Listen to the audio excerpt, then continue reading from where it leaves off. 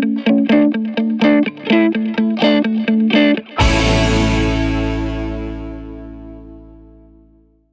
ऐसा हुआ है आप लोगों के साथ में, अपने दोस्तों के साथ में बैठे हुए हो और एकदम से कोई डिस्कशन चल रही है और आप बिल्कुल ही आउट हुए पड़े हो उस डिस्कशन से।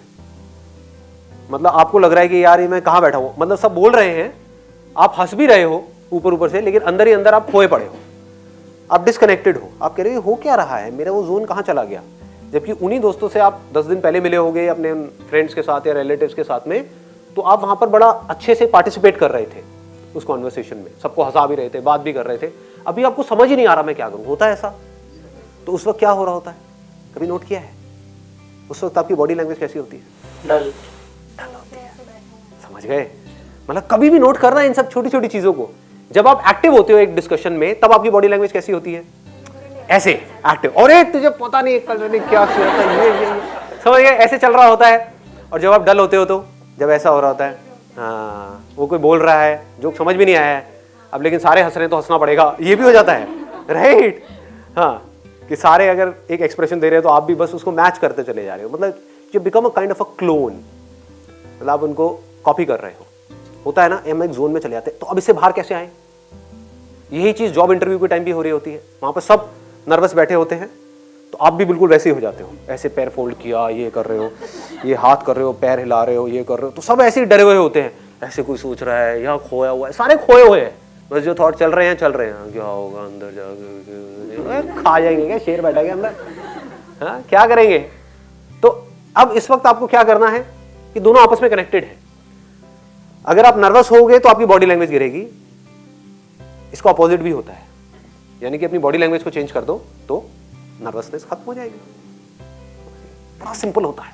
जैसे मैंने अभी दोस्तों वाला एग्जांपल दिया, दोस्तों के साथ में, रिलेटिव्स के साथ में बैठे हो, कभी भी अगली बार ऐसा हो तो इसको ट्राई करके देखना।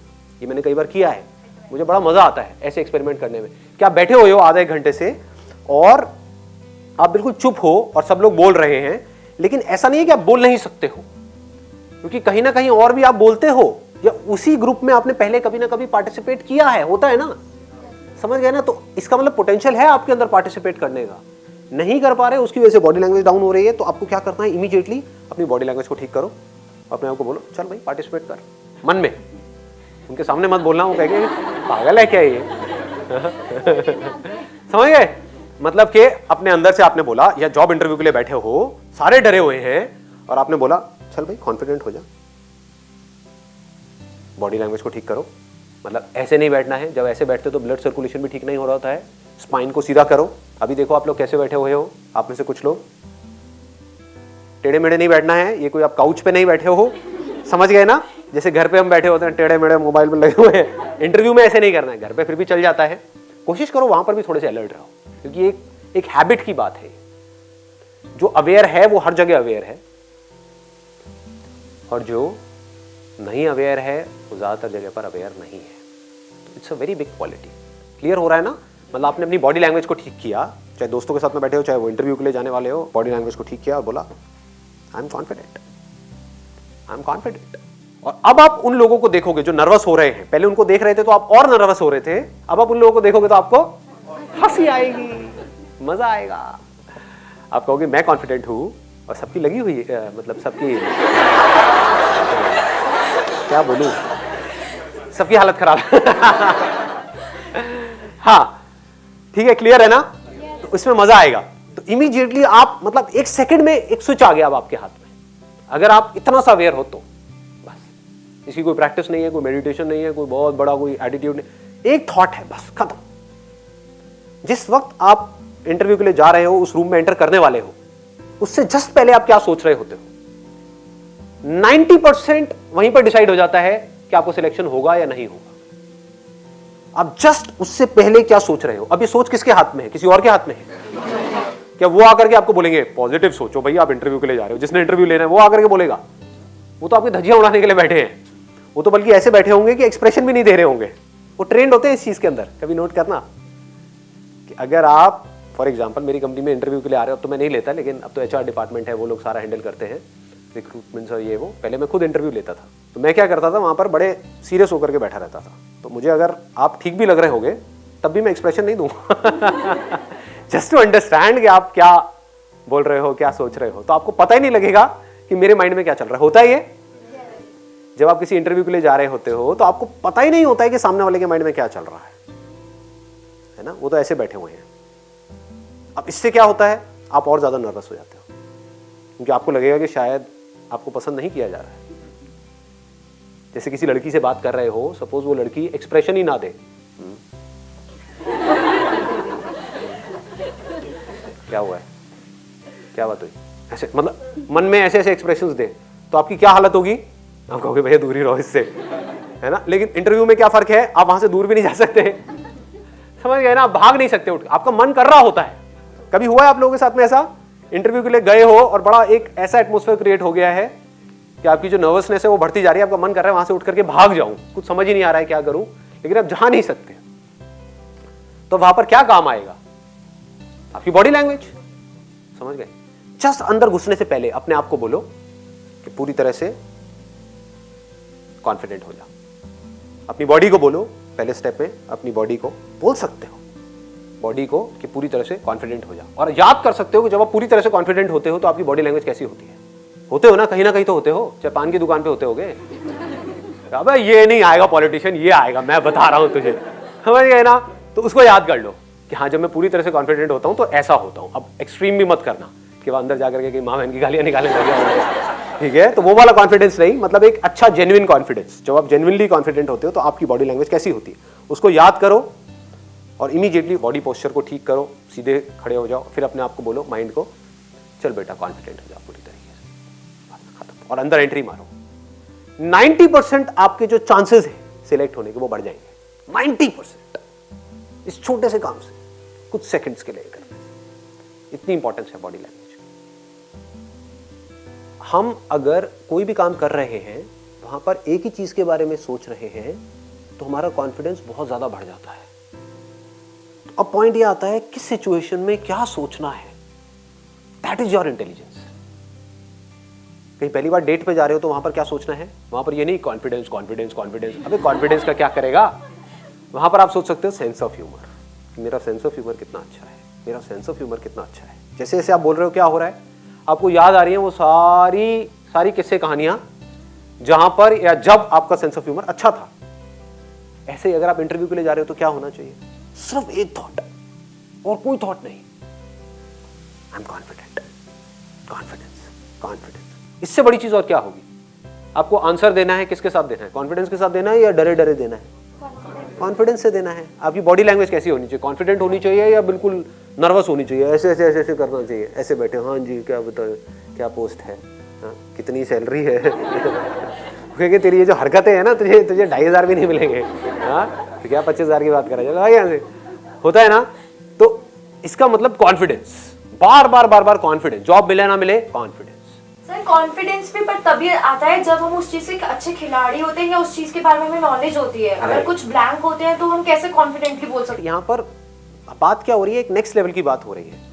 जैसे वहां पर मान लो 100 कैंडिडेट्स आए हुए हैं और उसमें वेल डिफाइंड है कि ये आपकी क्वालिफिकेशन होनी चाहिए, तो सबकी क्वालिफिकेशन सेम है, तो सबको टेक्निकल नॉलेज है, और ये भी डिफाइंड है कि कितना वर्क एक्सपीरियंस होना चाहिए, तो सबका वर्क एक्सपीरियंस सेम है, समझ गए।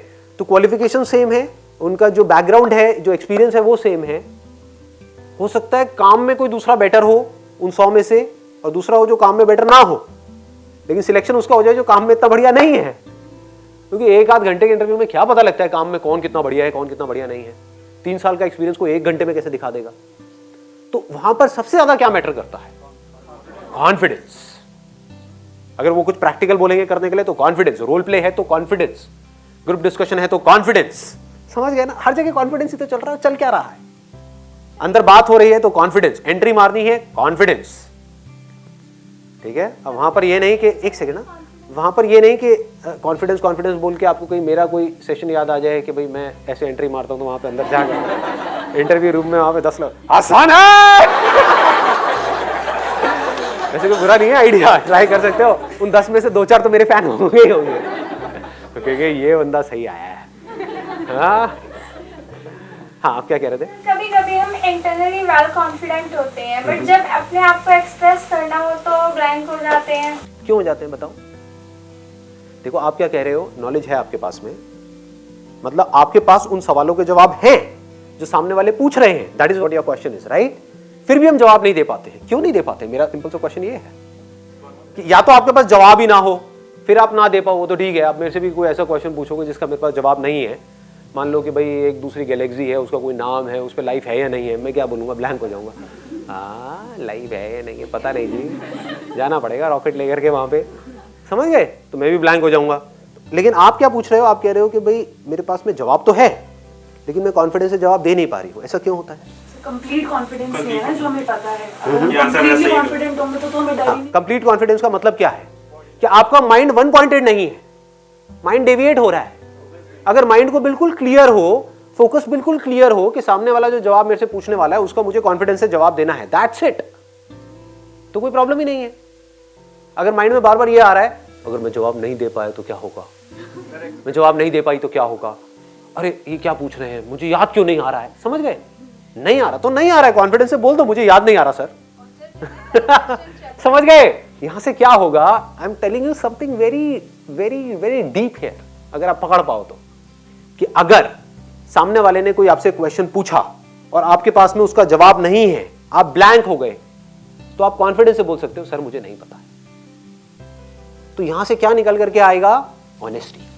This person is honest, we can trust this person. मतलब ऑनेस्टी से आपने बोल दिया सर नहीं, मेरे पास में इस क्वेश्चन का अभी जवाब नहीं है, but I can come back to you.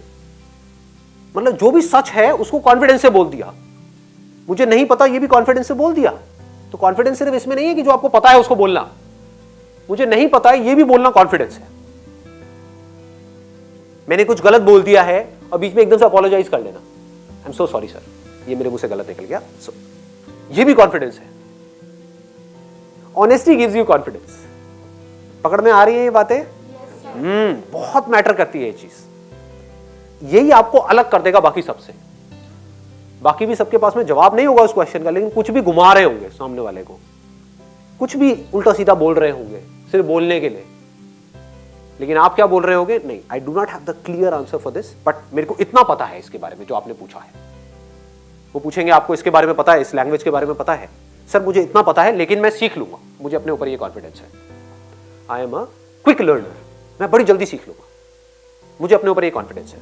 ये आपने क्या किया? सच बोल दिया। दूसरी तरफ से क्या हो रहा है? बाकियों से पूछ रहे हैं आपको ये आती है, प्रोग्रामिंग की ये लैंग्वेज आती है, इसके ऊपर हमारा काम होने वाला है। उसको एबीसीडी भी नहीं पता उसकी, हाँ सर मेरे को आती है, मैंने पढ़ा है उसके बारे में। अब वो दूसरा क्वेश्चन पूछेगा सामने से, अच्छा ये बताना जरा, अगर ये है तो ये कैसे करोगे? अब वो अटक जाएगा। जो झूठे लोग होते हैं ना, वो कहीं ना कहीं घूम जाते हैं, वो कॉन्फिडेंट नहीं हो सकते, क्योंकि उनको कहीं ना कहीं डर होता है कि हम पकड़े जाएंगे। जो सच बोल रहा है उसको तो किसी का डर नहीं है, उसको ये पता है मैंने जाकर के सच बोलना है और पूरे कॉन्फिडेंस से बोल देना है, खत्म। सर मेरे को ये पूछना था, जैसे आप कॉन्फिडेंस के ऊपर बात कर रहे थे, कभी एक मोमेंट ऐसा आता है हम बोलते हैं कि हाँ मैं बहुत कॉन्फिडेंट हूँ, वो पता नहीं कब ओवर कॉन्फिडेंस में निकल जाता है, तो वो समझ नहीं आता वो मूवमेंट कब आ गया, अब कब रुकना है और कब मतलब किस लेवल तक जाना है, ये समझ नहीं आता। ओवर कॉन्फिडेंस वाला पॉइंट आ जाता है कभी बार। मैं भी ऐसे आप जो बोल रहे हो, मैं भी होता है कि हाँ ठान के आता हूँ, अच्छा कभी बार ऐसे वीक हो गए अंदर से, कॉन्फिडेंट हूँ अब तो हाँ तोड़ दूंगा सब कुछ, सब हो जाएगा। इसके बाद वो चीज़ ऊपर निकल जाती है, समझ नहीं आता, बहुत ज़्यादा हो जाता है। हाँ, it's a very interesting point जो ये यहाँ पे पूछ रहे हैं कि कॉन्फिडेंस कई बार ओवर कॉन्फिडेंस में कन्वर्ट हो जाता है। वो कब होता है? When we are faking something, मतलब कि आप झूठ को पकड़ लिया आपने सच की बजाय। अभी जो मैं सच बोल रहा था इतना, वो यही बोल रहा था, जब आप सच को पकड़ करके रखते हो तो उसमें एरोगेंस नहीं आता है, बिकॉज जो है सो है कि मेरी ये लिमिटेशन है, मेरा ये है, मैं यहाँ तक हूँ, ये कर सकता हूँ, ये नहीं कर, बस मैं बिल्कुल क्लियर बात करने वाला हूँ अंदर जा करके। तो वहाँ पर कभी भी ओवर कॉन्फिडेंस नहीं होगा, क्योंकि आप अपनी वीकनेस को भी कॉन्फिडेंस से बोल रहे हो। समझ गए? ओवर कॉन्फिडेंस कब आता है? जब हम हर चीज में सही होने की कोशिश कर रहे हैं, दैट इज ओवर कॉन्फिडेंस। कि हमारे पास जवाब नहीं है एक क्वेश्चन का, फिर भी जबरदस्ती कुछ ना कुछ बोल रहे हैं, पता नहीं है फिर भी अपने आप को शो ऐसे कर रहे हैं कि नहीं मुझे तो सब पता है। जैसे फॉर एग्जाम्पल आप मेरे से इमीडिएटली अभी एक क्वेश्चन पूछते हो, सपोज आप में से कोई, कि सर आप ये बताओ कि हम IIT को कैसे क्रैक करें, तो आपको क्या लगता है मैं क्या करूंगा? यहाँ पे मेरे पास में दो ऑप्शन है, एक तो ये कि मैं ओवर कॉन्फिडेंट हो जाऊँ, आपको IIT को क्रैक करना है, मैं बताता हूँ आपको कैसे आप IIT को क्रैक करेंगे, इसको ओवर कॉन्फिडेंस कहेंगे। कॉन्फिडेंस क्या कहेगा? यार मुझे नहीं पता IIT को कैसे क्रैक करना है, मैं तो कॉलेज ड्रॉप आउट हूँ। जाकर के किसी ऐसे से पूछो जिसने IIT क्रैक किया हो, वो बताएगा आपको IIT को कैसे क्रैक करना है। समझ गए? कॉन्फिडेंस ओवर कॉन्फिडेंस में फर्क समझ आ गया? तो इससे क्या हुआ? आपका जो ध्यान है वो सब तरफ जो भटका हुआ था, आपके अनलिमिटेड थॉट्स माइंड में चल रहे थे जॉब इंटरव्यू से पहले, सब जगह से सिमट करके आपने इंपॉर्टेंस दिया किस थॉट को, कि मुझे सच बोलना है और मुझे कॉन्फिडेंट रहना है, खत्म। जॉब मिले ना मिले कोई फर्क नहीं पड़ता, अगर मैं इस तरह से चलूंगा तो जॉब मिलनी ही मिलनी है।